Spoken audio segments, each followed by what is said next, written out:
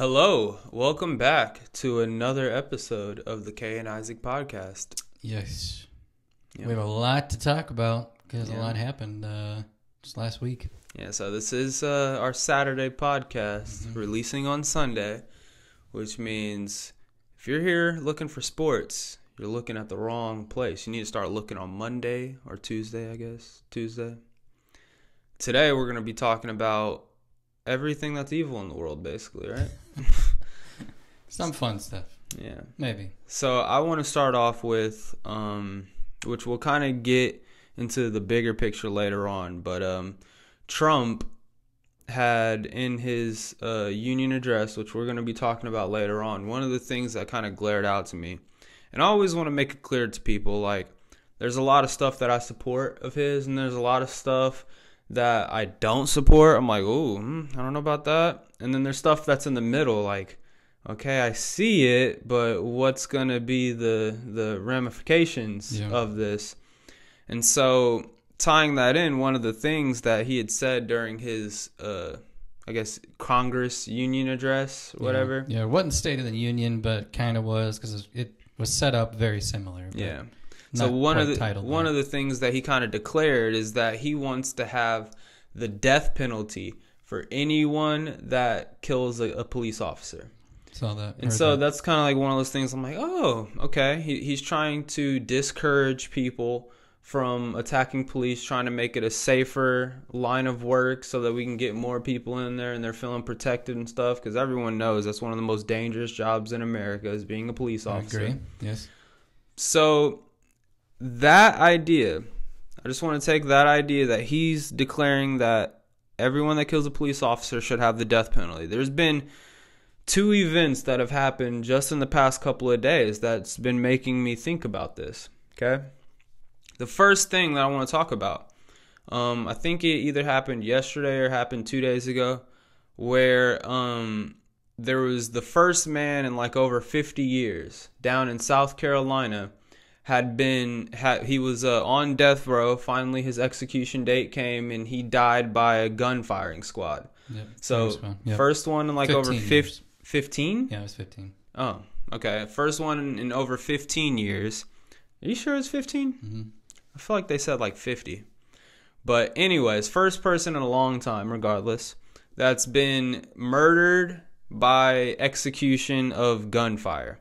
Now, for people who might not know what that is, that's when you get a line of people, like I think it's like the corrections officers or something at the prison or whatever. I actually heard a lady talking about it, if you don't mind me sharing. So basically, it's 4 volunteer police officers that are correctional officers within that facility that would be behind, like he can't see them. The gentleman was seated, had a bag over his head, so he didn't know what was going on. And then there was a room where there was 3, I think, news agencies that were able to be there, and then there were some families of the people he killed that were allowed to attend as well. Yeah, do you remember his specific story? I thought he like killed the parents of his girlfriend or something like that. His ex-girlfriend, he beat him with a bat and killed them. Jesus. And murdered them. And he admitted to doing it, so it's not like it was of question. So he admitted that he did. Do you know how old he was when he did it? I don't. I know he's 67 when he was killed by the firing squad. Yeah. And to make a point, though, just to make sure people know, he had the option. So he was able to have 3 options. It's either electric chair, firing squad, or lethal injection. And this gentleman chose the firing squad. Yeah, which, a lot of people thinking about that, like when you first say firing squad, you're like, oh. Like the first thing that pops in mind whenever someone says firing squad is like the Middle East. Because that's what they do out there. They line people up across a wall. And over there, they have like 7 people, all of them with locked and loaded guns. And they shoot and kill you to make sure you're done for. Yeah. Over here, I'm pretty sure, correct me if I'm wrong, we have like 4 people or whatever the number is. And I believe that 3 of the guns are filled with blanks. And then one of them has the one that's with live ammunition. The lady said that they were all loaded. Yeah, and they had a mark on his jacket or shirt, like where a target, where his heart was, just to make sure that they don't want him to suffer What's weird as that sounds, like Yeah. they wanted to shot and death. I mean, obviously, if you shoot him in the head, that's horrible because it is instant death, yes, but you're not gonna have an open casket with that. It's gonna be gruesome. But if you shoot him in the heart, your heart explodes. You know, ultimately, you're probably gonna die within minutes. It's immediate death, yeah. So the other options, though, that people think of that, but you gotta understand what the other options: lethal injection and electrocution.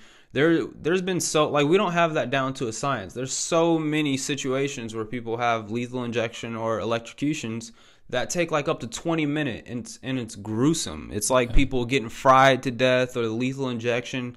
Like I saw a thing that was literally saying, if the lethal injection goes poorly, then basically you have to wait until the person's lungs fill up with blood and before they die. So they're basically drowning to death for 20 minutes. And that's horrible. That's a horrible way to go. So I understand this dude picking that. I would want to pick that if that was my way to go. Electric chair just reminds me of the Green Mile. Yeah, exactly. And that was, a couple of those were terrible. Yeah. And I bet the smell. I mean, someone getting fried, getting cooked right there. It's just not very I don't know, nothing about it's appealing, but if there's the most peaceful way to get murdered by somebody or by a state entity or whatever, it is to just get shot in the heart, I guess. Yeah. Another movie that reminds me of is Valkyrie. Did you ever see that with Tom Cruise? I haven't. Yeah, so it's a great movie, and it's been out for a while, so don't spoil give me it, man. that stuff. We spoil it on this show. Yeah, but basically he was trying to kill Hitler, and they came up with multiple ways to try to do it, and then Valkyrie means when there was a coup, and they said that Hitler was dead, so they were going to take over the government, and Hitler did not die. He got caught for it, and they ended up killing him in a firing squad. So yeah, I think that's the most humane way to murder someone, if there's a humane way. If there's a way, yeah. So you have that situation, right? That just happened a couple of days ago. And also, last thing I would want to point out about that, it's kind of interesting just to say that the dude's final, they always give him his final words, where his final words was protesting the death penalty.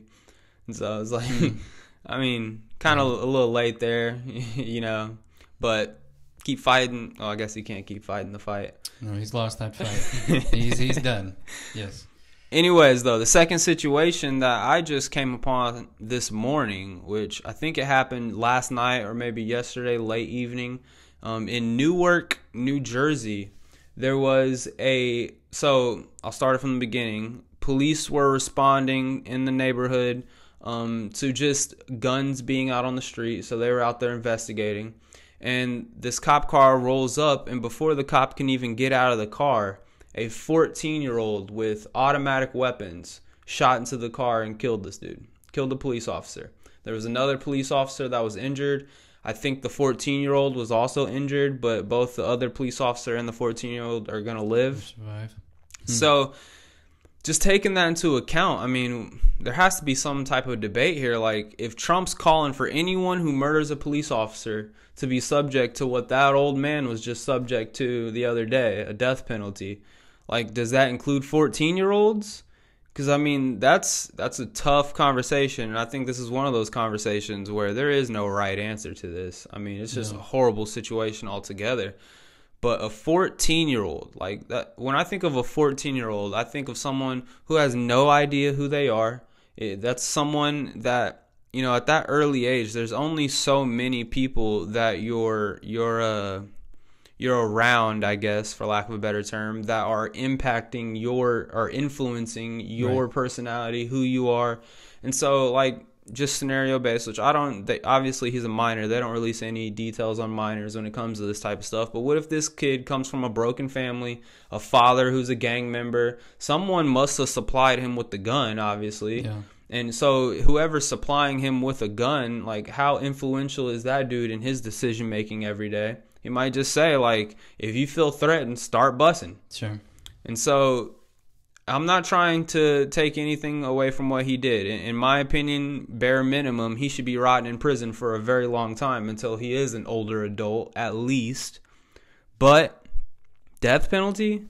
I mean, for a 14-year-old, like, obviously when it comes to death row, people sit in death row for Yeah. 20, 30 years. That was the point I was going to make. Like, who knows? Because, I mean, the 67-year-old guy, I think he made this crime. I thought it was in the 80s or 80s, something. yeah. So he's been on death row for what? I mean, 30, 40 years. Yeah, a long, long time. So that could be a similar situation with the 14-year-old, but Just an admission of death penalty, in my opinion, is kind of an admission that prisons and jails are not rehabilitation centers. Like, it's really just housing people and putting people in a place because you don't want them out on the streets. It's not putting them somewhere so that you can try and change their life around so that they can one day become contributing citizens in society. yeah. And so, like, who's the one that draws the line? Now, I know murder is murder, and if you take a life away, that's something that you can never get back. Like, it's not the same as, you know, drug dealers that have been sitting behind bars for 20 years, and they're like, I just got to stay away from that stuff. Yeah. But, like, a 14-year-old, like, does he even know what he's doing? Yeah. I mean, you can make the argument that he does have some understanding of what he's doing, but is it enough to where it's going to put him in a position? I mean, it could, whether it's a police officer or not. Let's throw the police officer side out the window, and let's just say it was murder is murder. A 14-year-old would be probably in a life without parole or life with potential parole 50 years from now. So, I mean, it might be a long time. Which is crazy because there's instances of people murdering other people that get 6 years, 10 years, and get out. Makes no sense.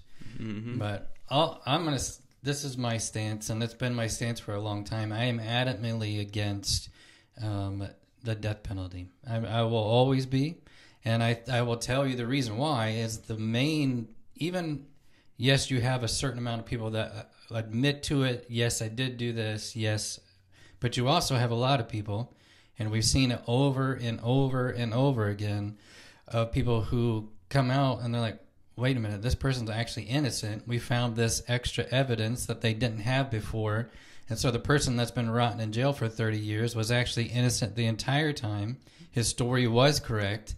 So I would never feel good unless the person just says, yes, I did do this, putting somebody to death without them specifically saying that. Because it's just, you never actually know. And my fear is that you'd be putting somebody to death who didn't actually do it, and they're being held responsible for something they didn't do.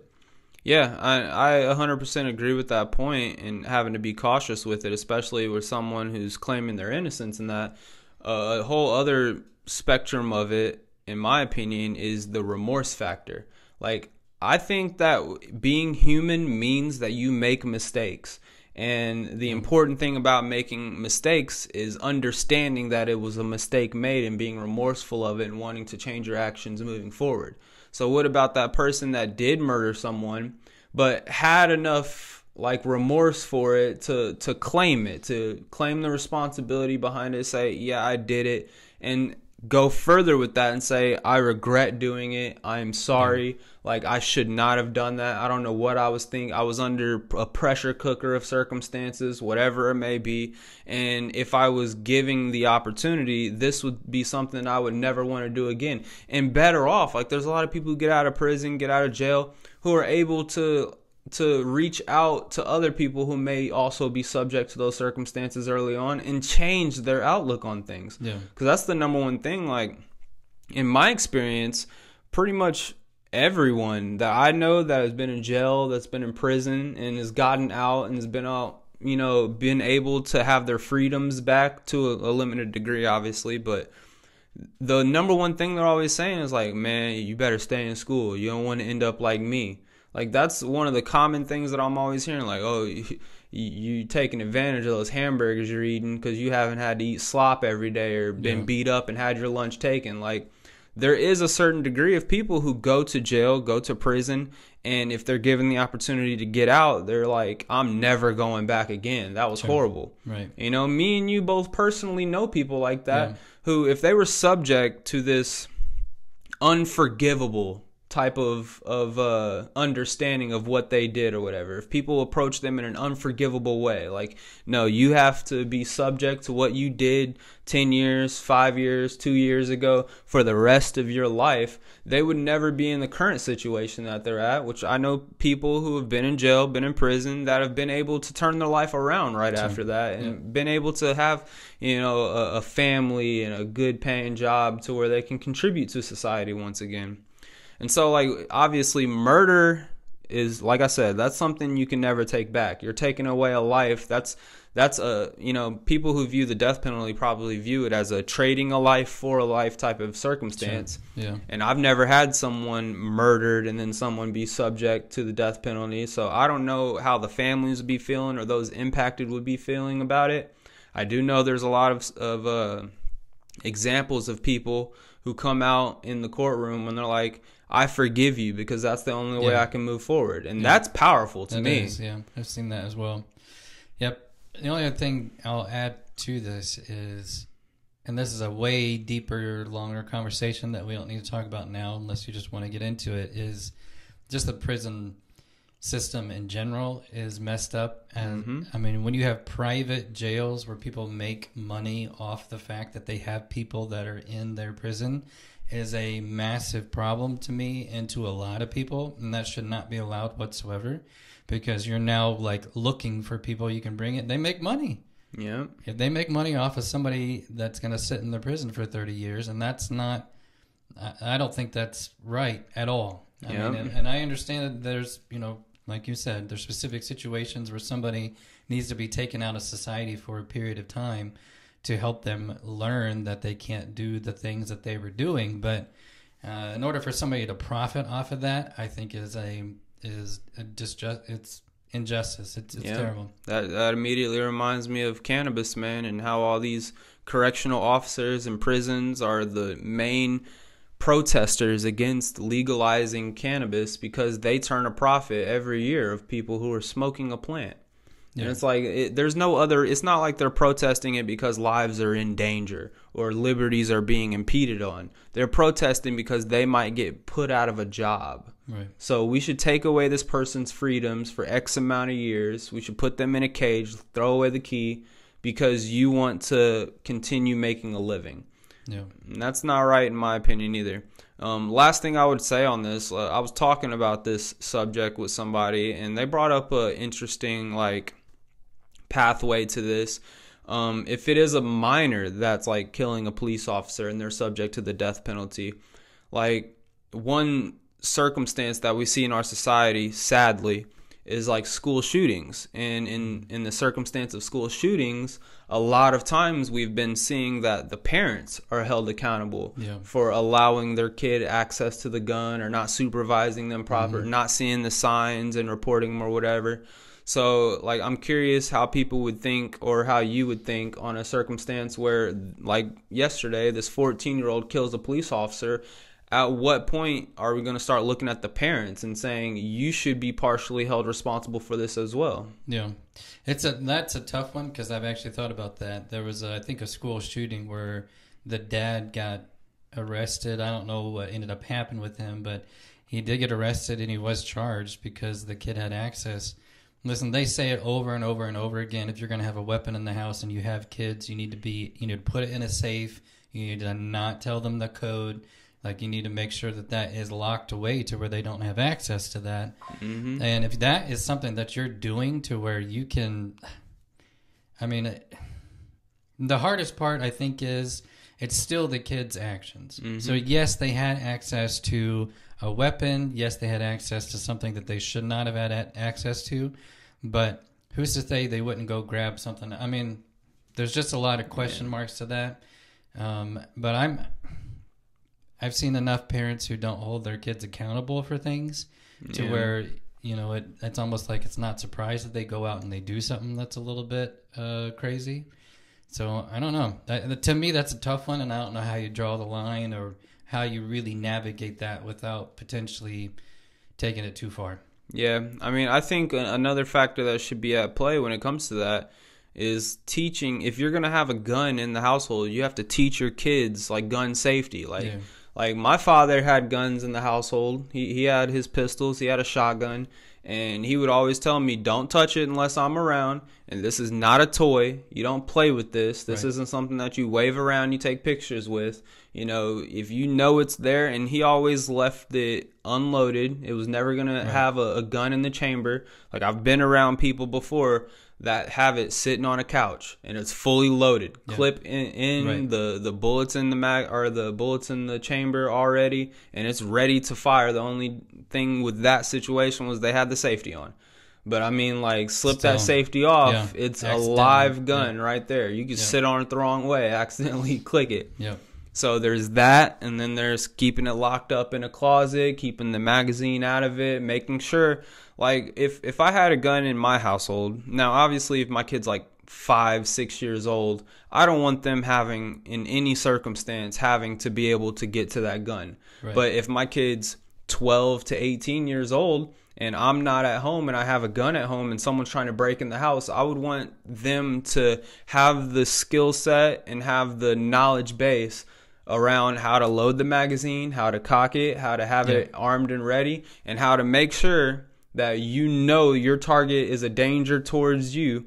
Give them warning if they don't have a gun themselves, but if they have a gun themselves, you're aiming to kill. Like, that's how I would approach the situation, is just teaching them and teaching them, like, you have to be ready to kill someone if you're even going to have that thing locked and loaded. You have to be prepared for that. You're building an appreciation for what that thing is. And that's what a lot of, I think, one, in general, I would say younger people don't have an appreciation for life in general. They just kind of do whatever they want, and they have an invincibility approach to their own perspective of life, and they don't really appreciate the life of the other person that they're encountering. But also, you're building something within them that's like, okay, like, this is, like you said, it's not a toy, it's not something that you play with. It's a weapon, and it can do some serious damage, and you're helping them get an appreciation for that. And I would imagine, I mean, most kids who are out there with a gun in their hand don't understand that. No. I mean, kids shouldn't be out there with guns in their hand. Guns should be something in a kid circumstance. A gun should be something that's at home for your protection if you need it. You know? I think that's also a good point. A good thing of, like, families who are into hunting, they get an early appreciation for what that looks like. Because, again, they're also getting appreciation for nature, for what they're killing. They, you know, it's not like they're just leaving it out there. You get to take the deer home, you eat it, you know, that kind of stuff. But then also you get the chance to teach them that safety piece when it comes to handling a weapon.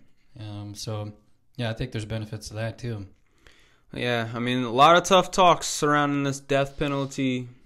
I mean, like I said, I don't think this, when Trump's at his big speech and he's talking about death penalty for anyone that kills a police officer, I think he's obviously thinking about, like, the gangs in the streets that are setting up cops and stuff like that. I don't think he's taking into accountability a scared kid that for some reason has an automatic weapon, and they see a cop car rolling up, and immediately, for some reason, instead of associating, and this is a problem with society, and you can point the finger at whoever you want to blame for it, but nonetheless, it's a problem in society where we associate police with danger instead of associating police with the help. With safety, With safety, with helping you in whatever dire situation you might be involved with. And like I said, you can point the finger, you know, there's a lot of bad police out there.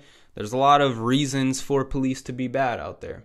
And so that's a whole other topic, whole other conversation there. But spend an hour on that one. Yeah, exactly. Yeah. But the Trump thing, though, just keep in mind, and we all know this now, he loves to throw things out there, and it's a very blanket statement. But then he'll go back and he'll fine-tune a lot of it. Yeah. I mean, we've seen it with the tariff situation. So he'll say, we're going to do this. And then as he starts getting pushback, or he starts getting the president that's saying, well, we're going to do that, like, he'll start kind of, all right, well, let's wait a month, or let's wait so that might be a situation where he's just throwing it out there because he's trying to show an appreciation for the police officers that go out and risk their lives every day. And you know, what's it going to take for more people to see that? And he thinks maybe that's one way to do it. Yeah.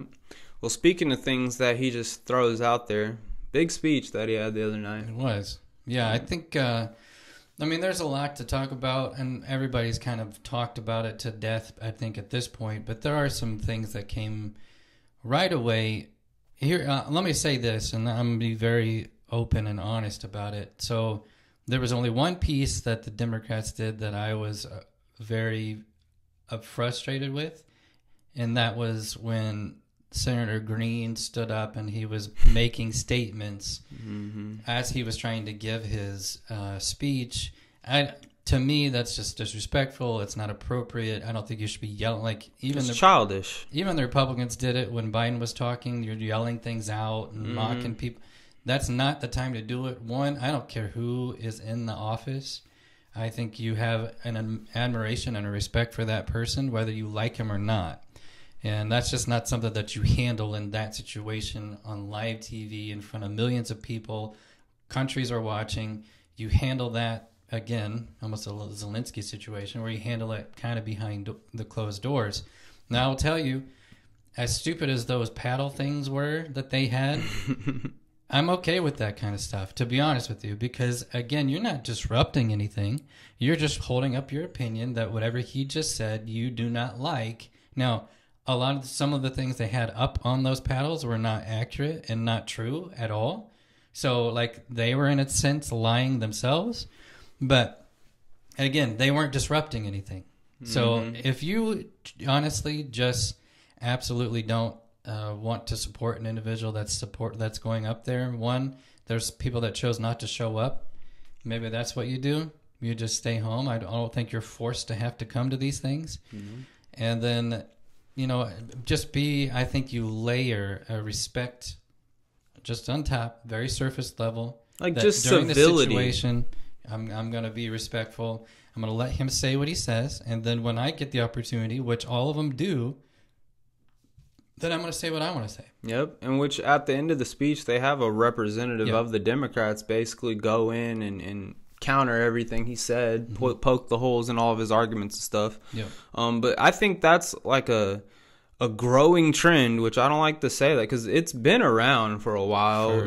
You just said, during Biden, the Republicans are doing it. It's both sides. I don't want to say that that's definitely a one-sided thing here. But I just hate watching all these congressional meetings or these committee meetings and stuff where people are just acting so childish and so immature and like talking over each other and yelling profanities at each other and stuff. Like I watched one just the other day that I think was talking about Doge. It was like a committee that was meeting about Doge, and a Democratic elected official was saying that, like, basically his words had gotten stripped from the record at the end of it, but the words that had gotten stripped from the record altogether was because at the beginning he was calling Musk. He was like President Musk, and then he was saying in the forget the specific, something with a GR at it, at Trump, and he's like in the, I forget the specific word, but it's basically like a thief.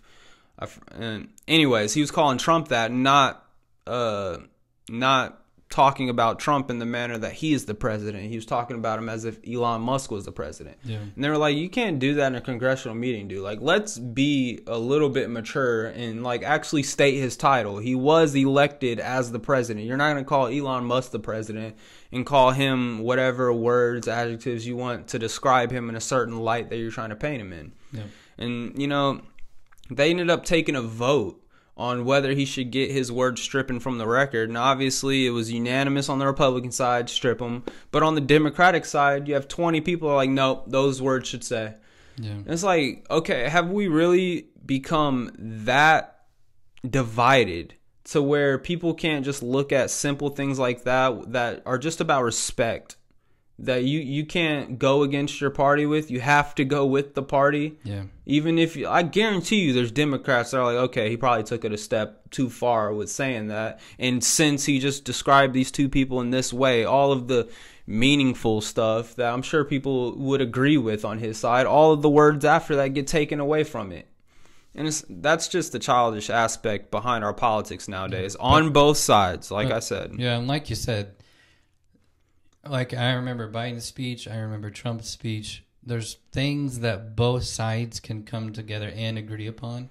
There was things when I was watching, I'll use an example, Biden's speech, where I was like, yeah, I agree exactly with what he's saying. And then you look at the Republican side and all of them are sitting down, nobody's clapping or any of that stuff. It's like, wait a minute, we can't be like 100% over here and a 100% over here. There's no way that you agree on 100% of what your side is saying all the time. There's no way. Yeah. So there's got to be points where people like, you know, I mean, they use examples, I think, where, you know, the kid was given, was he a CIA agent now or FBI agent now? He's a Secret Service agent. Secret Service, and nobody on the Democratic side stood up for him. A kid battling brain cancer, nobody stands for him. Yeah, I mean, the stuff like that, you've got a couple of there were some other examples. Yeah, people whose daughters got murdered by illegal immigrants. The scenarios on that, like, it just shows, it seems like it's growing, and the fact that even a kid that's battling brain cancer, we're not going to support him because he's supporting Republicans, and that's just ridiculous. I do want to say that, you know, the one thing that stood out to me that was pretty interesting was the, I guess, silent protest of all of the Democrats that were wearing pink to support women's rights and how they're stripping away. And, you know, I've had like minor debates on social media about this with certain people and stuff, of them talking about how Trump's taking away gay rights and taking away women's rights, and, you know, he's doing these horrible things to these people in these communities. I want to see more receipts on this because I personally, you know, maybe I'm just ignorant to certain scenarios and stuff like that. Everything that I've seen where he's taking away women's rights or taking away gay rights are things that are interpreted in that sense. Right. And if you're leaving room for interpretation, people have to understand, in all of our 50 states, every single judge that is making these court rulings in those 50 states is going to be more biased, sadly, because it should be strictly based off the Constitution. They should be unbiased. But, I mean, we saw just this election in New York. I mean, they're going to be biased towards whatever politics is in their city that helped them get elected in the first place. So if you're talking about what Trump is enacting with this can be interpreted in this way, and this way would be super dangerous towards trans people or gay people or women, you have to take into consideration, if that same situation's happening in New York, I guarantee you it's going to pan out in a gay person or a woman or whatever's favor. Now, with that being said, there probably is some stuff, like I said, that I don't know about, that people could dig deeper in, that could actually be a threat towards women. I just need to see the receipts on that, but I haven't seen it myself. And for that to be a generalized slogan for people who, I guarantee you, if I asked them that question, give me receipts, they wouldn't be able to give it. They're just saying that, well, that's what the party's saying. Basically, that's what the Democrats are saying, that it's against women's rights. And this brings up the topic back to what I started this with, is these women protesting women's rights in the Democratic Party, while every single woman wearing that pink just ruled before that boys should be allowed in women's sports. Yeah. And it's like, they all voted. How are you picking and choosing? Because that's something that is majority across the nation, Democrat and Republicans. I forget the specific number. I think it's north of 80%. Yeah, north of 80%. Yep. Where people are like, no, I don't. Even if, like, I respect people who want to be trans. Sure, you can say that you're in a different. Now, if you're talking about the biological aspect behind things, obviously, if you were born a man, you were given certain advantages when it comes to physical stuff. Yeah. Like, that's science. I don't know how that's become an ideology thing. That is science. Yeah. And Trump even brought the girl that played volleyball, where she was playing against a dude who was born a dude and transitioned to a female, and in volleyball, which is kind of weird to me. And, like, imagine this being in basketball or the Olympic person. That I mean, I've seen some stuff about that too, where, like, she was born with both. I don't know about that scenario, but theoretically speaking, put it in combat sports. Like, you cannot allow someone that is born a man, that goes through the testosterone stage, that has all of that extra stuff that makes people a man, allow them to go and fight a woman. That is just insanity to me. Yeah. And so for all of them to rule against that and then show up the next day in protest for women's rights. For women's rights, yeah. Like we're backwards. Well, I wouldn't say we're backwards. The Democratic Party, in a lot of instances, is backwards and like going against their own beliefs in certain scenarios just because it's something that Trump supports. Yeah. And again, you said it.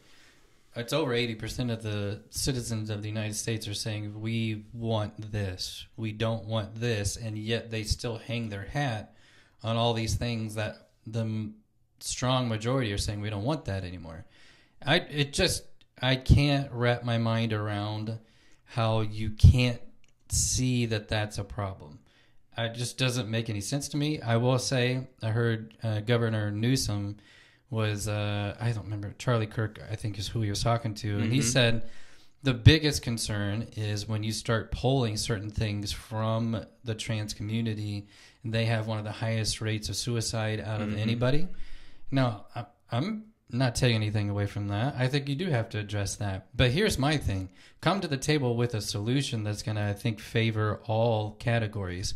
Why not have a transporting category? Yeah. I mean, if they want to compete in sports, then they have their own category, and that's who they compete against. Something like that to where you're able to, I mean, because you don't want people killing themselves. That's a horrible way to, leave. And I'm not in that position, so I can't figure out everything that's going on in their mind. So I don't want to pretend. But again, you can't put certain people in positions. I mean, that girl that was there literally had brain damage. She almost died because she got hit so hard with a volleyball in the head. And there's just certain things you can't mix. There's just no way to do that. I just like the first thing that pops in my mind with that, like you said, you want to be able to try your hardest to prevent any type of depression, any type of suicide that may come from trans people being excluded from things that they want to be participating in and stuff like that. But you have to look at the other end too of like, okay, well, how much are you increasing depression and suicidal thoughts or even suicide rates with women like Riley Gaines, for example, and a lot of women at that, who train their entire lives to get to this pinnacle of a stage, and they're beaten out by someone that they didn't see should have even been participating in the first place.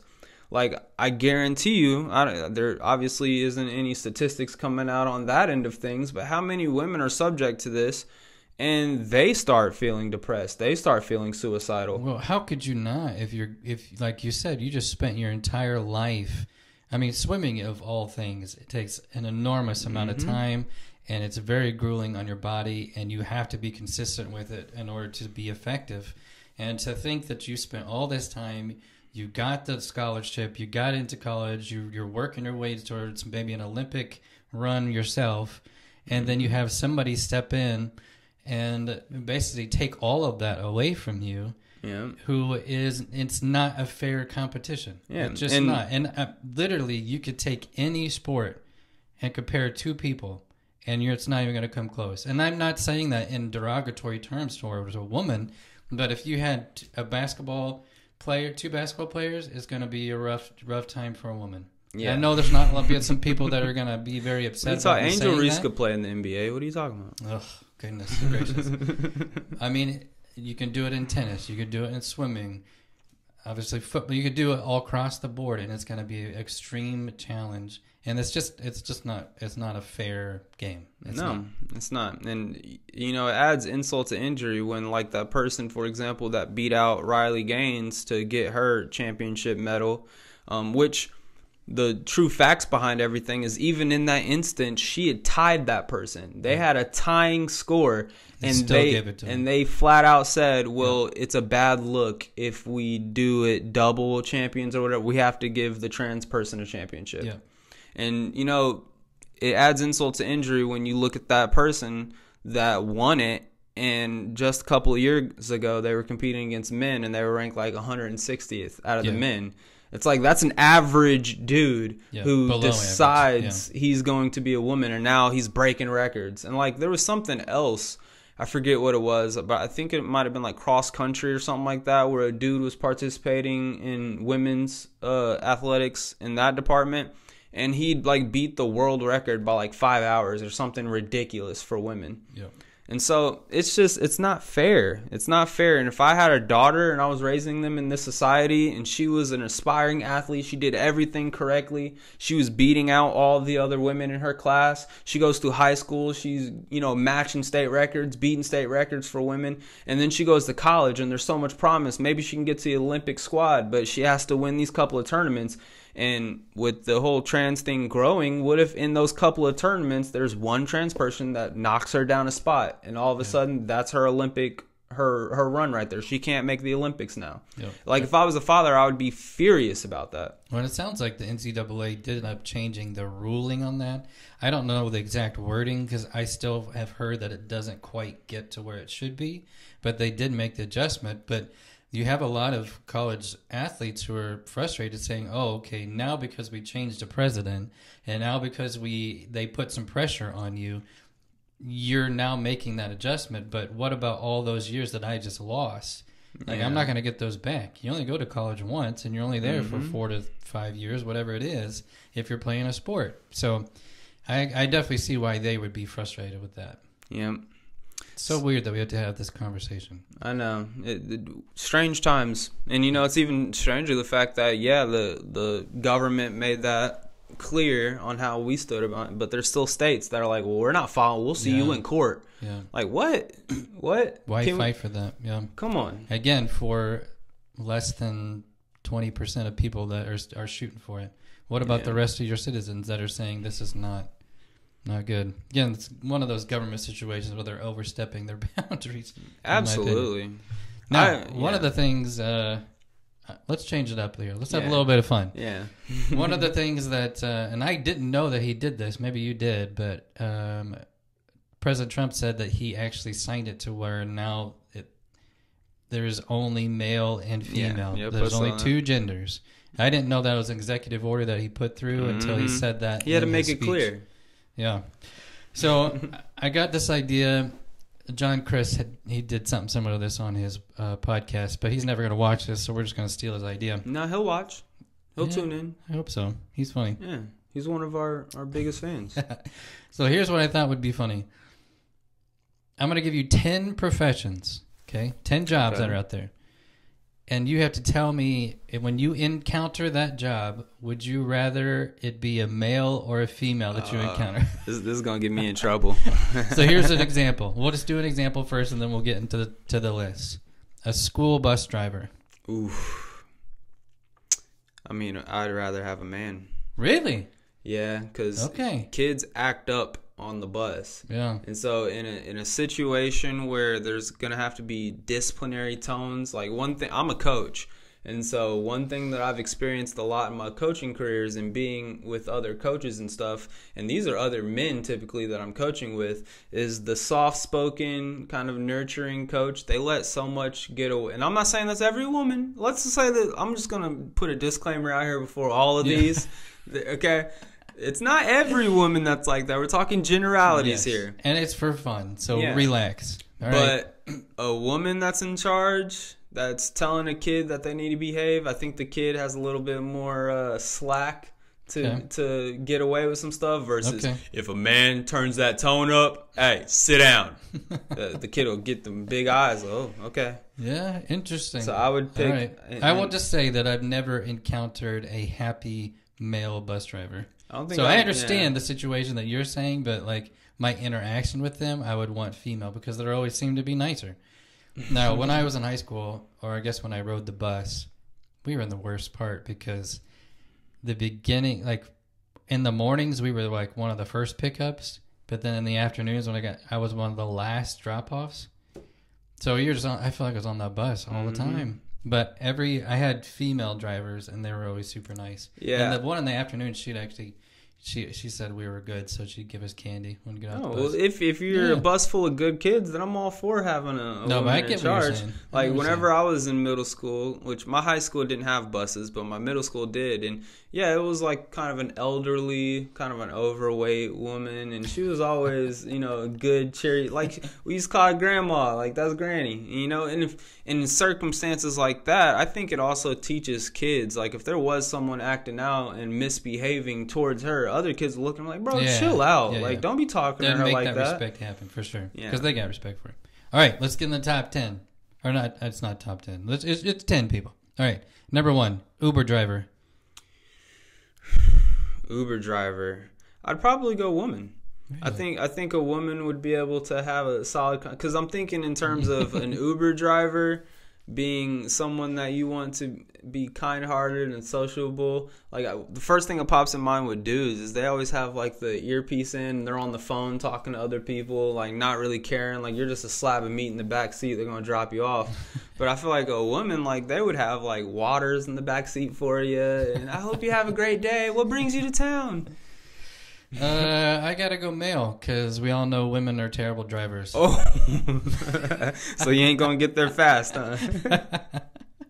No, I think we've had both. I mean, whenever we travel, we always have both. And I don't know. I do say I think males tend to know more about like the area. Yeah. Because like when we went to Austin, the guy was telling us about restaurants and like different places we need to go see and go to the Capitol, like all that stuff. So yeah. All right. Number 2, a masseuse. Woman.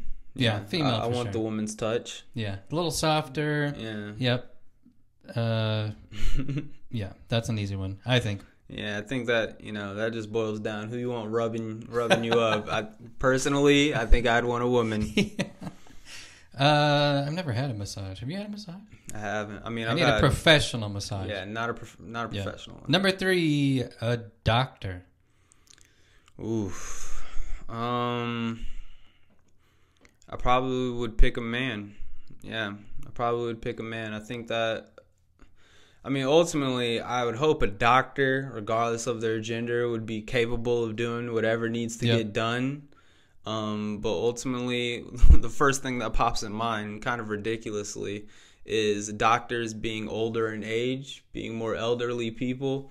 And I think a man with that type of experience, being elderly, like they can zone in on their work through years and years. I think a woman, as they're getting up there in age, brings just a lot of like they got the grandkids on the mind and the family at home and their next vacation spot. Yeah. I that's completely biased, obviously. Like I said, ultimately I would just want my doctor to be capable. I wouldn't care if it's a woman or a man, as long as they can do what they're supposed to be doing. That's my answer. I don't for that one, when I wrote it down, it's like, I don't really care, to be honest, because I've had both. And I never said one's better than the other. Yeah. And I trust both of them. Like you said, they've both been to college about the same amount of time. Their specialty is what you're going to see them for. So, yeah, I think that one. Hey, quit cheating, man. You got to pick one, too. Yeah, I'll be in the middle. Whoever shows up. So middle's an option, huh? I guess. All right, I'm going to play it safe. No. What about an engineer? Well, what are we engineering? Just say in general. I mean, the first thing that pops in mind with engineering is the handling of heavy machinery and putting it together. I'd probably go female in that instance. Really? Yeah, female engineer. Or I would go male, my bad. That's what I was going to say. Yeah, I would go male. Sorry, I said the wrong thing. I was getting ready to, like, what's your explanation for that one? No, I would rather go male because, you know, ultimately, the first thing that pops in mind, like I said, heavy machinery and, like, workplace accidents can be horrible in those instances. And so if it were a guy, not only do I think there would be a little bit less of a rate of incidents happening, but I also think if an incident did happen, I wouldn't care if a guy got his arm grinded up in something versus I've seen videos and a woman getting her stuff grinded up versus a man. No, that makes sense. Yeah. I understand that. I'm male as well. I think I don't know if the stats are still accurate, but I think it's like over 90% of people in the engineering category are males in general. Yeah. And it may just be females aren't that interested in it, and that's fine. But yeah, I think when it comes to like writing up the blueprints and like putting together the safety, the plan, I would definitely take a woman over in that because but actually doing the work, I'd probably take a man. Yeah, custodian. Like custodian where? Like, are we just talking like a school building? In general. Cleaning? I can't be specific with these. Just in general. I would take a woman. I think.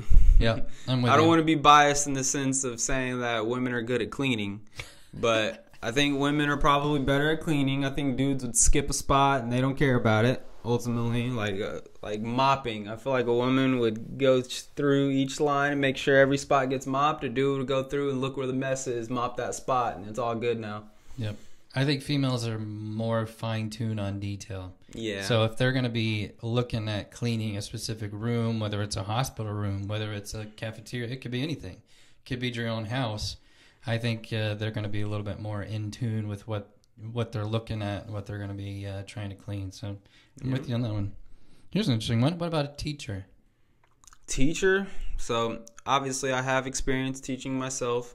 I've been around male teachers and women teachers. I'll start by saying I think both can be great at their jobs. Like if I was going to pick a middle, this would be a spot I'd pick a middle with. Now, it just depends, because if you're dealing with troubled children, once again, I think men have the boot. They can put the boot down and the kids will fall in line when it comes to that. Some women can do it. I think women, and obviously this is generalities, but I think a majority of women are a little bit easier to be walked over and like kids not caring about them. And if you lose that type of respect in the classroom, then all of the learning is going to go out the window in the first place. But I think that women in the classroom are probably a lot more innovative in searching for ways that kids can effectively learn something. Like if they have a class that doesn't have behavior problems and they're bought in on trying to learn something, I feel like a woman would be more effective in teaching in those scenarios. Yep. So when I thought of this one, I think it depends on the subject of what I would prefer, which is funny. So I've had a lot of math teachers that are female, and they are fantastic. So I give that to them. But social studies, male. Male? Yep. And like PE, male. Yeah. More sports related, more into that. A lot of coaching. my good PE teachers, man, were the 5'3", kind of a, for lack of a better term, stud teachers that had the short haircuts and they had the whistle around their neck at all times. A little butchy, a little bit? A little bit. They're fun to be around. Yep. But, so I think it just depends on now I've actually had, like English teachers, I've had good male and female, had both. Yeah. So it could be, a little bit of both. Police officer.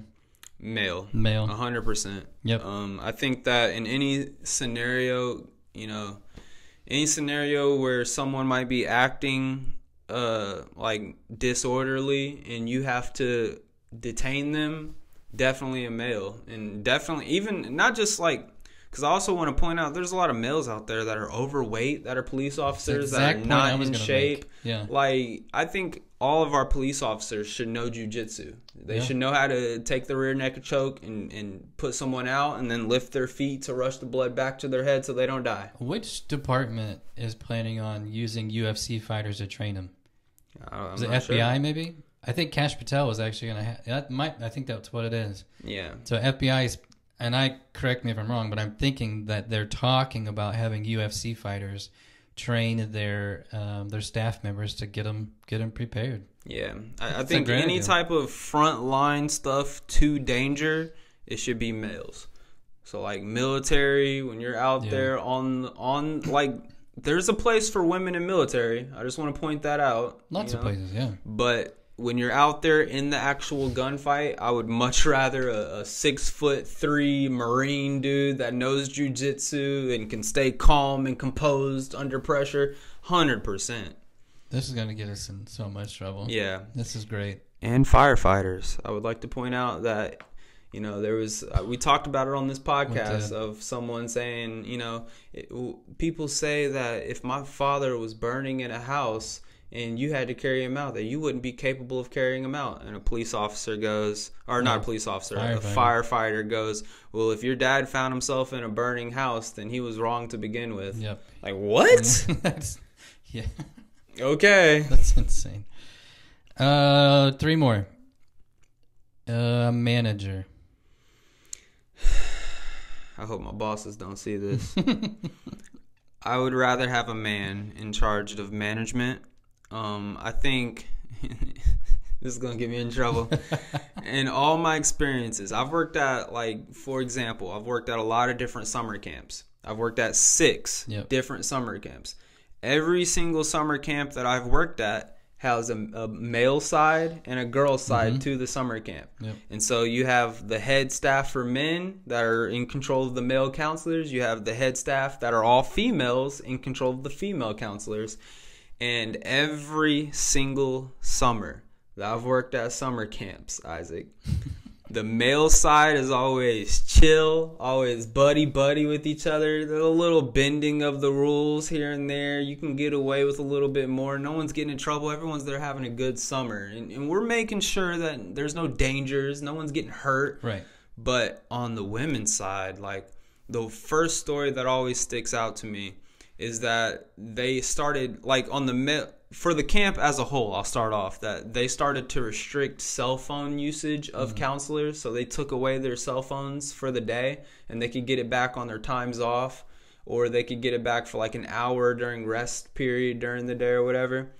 But on men's side, like, you could have your cell phone in your pocket, just don't have it out, and don't let us see you having it out while you're around kids. Yep. On the women's side, like, there's a specific circumstance that I remember where this girl took her cell phone out that night to go to bed with. So she took it to her room, and the head staff counselor marched into her room, woke her up at 3 a.m. asking where her cell phone is because it's not in the locker.